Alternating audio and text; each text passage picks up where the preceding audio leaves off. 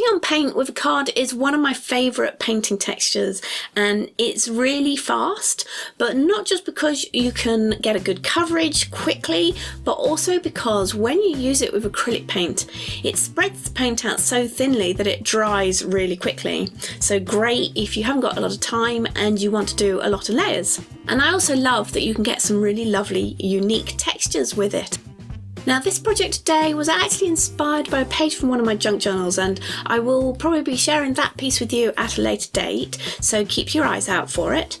But I wanted to go with this piece first as it's a more complete piece and it shows the background layering to build up a dark but colourful background. So I thought you might find that useful for when you're trying to build up a similar kind of background. But before you think this piece is planned, it isn't completely planned, so it was inspired, but I didn't plan it through all the way. I had some goals for the piece, but it grew organically too. Now I suppose this piece is really all about contrasts, and hopefully you'll see that as it develops.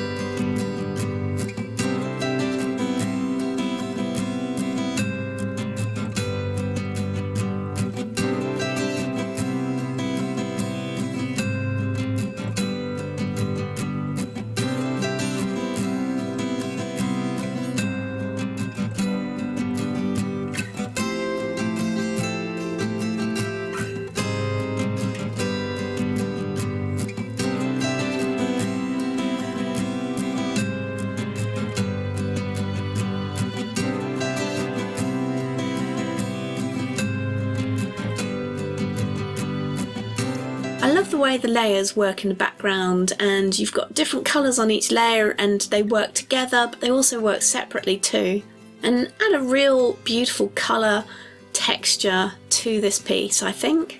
Now, I waited for each layer to dry before adding a new layer, but as I said, when you're using a card to apply the paint and you do it thinly, then it really doesn't take that long to do.